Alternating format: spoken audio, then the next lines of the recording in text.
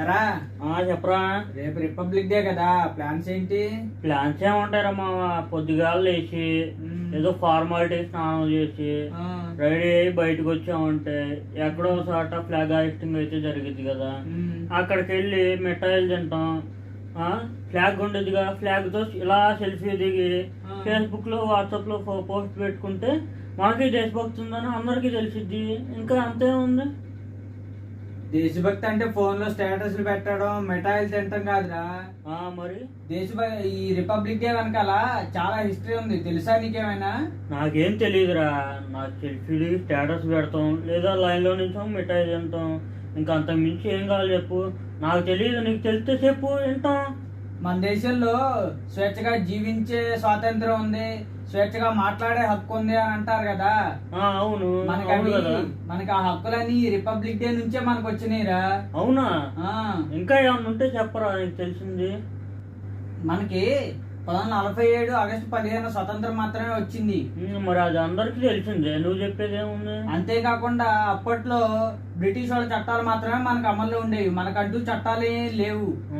అప్పట్లో మనకి చట్టాలు తీసుకురావడానికి డాక్టర్ రాజేంద్ర ప్రసాద్ గారు అధ్యక్షతన రాజ్యాంగ పరిషత్ని ఏర్పాటు చేశారు.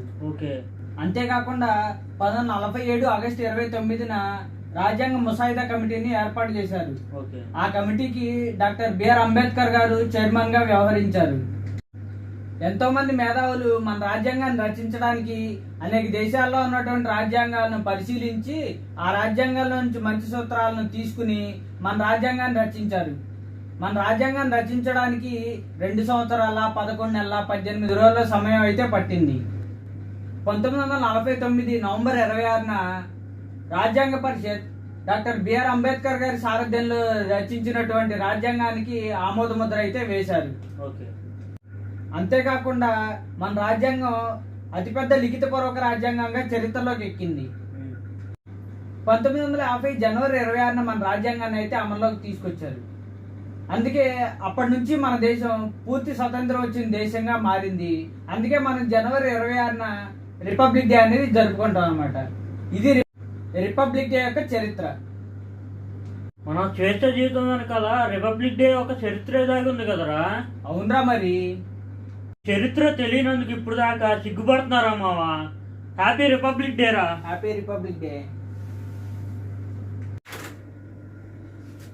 ఫ్రెండ్స్, దేశభక్తి అంటే జెండా ఎగరేయటం, సెల్ఫీలు తీయటమే కాదు, అమ్మ ఆకలి అని సాయం కోసం ఎవరొచ్చినా లేదనకుండా సాయం చేయటమే దేశభక్తి అన్నమాట. అందరికీ పేరు పేరున సబ్స్క్రైబర్స్ కావచ్చు, అందరికి కావచ్చు, అందరికీ రిపబ్లిక్ డే శుభాకాంక్షలు. జై హింద్.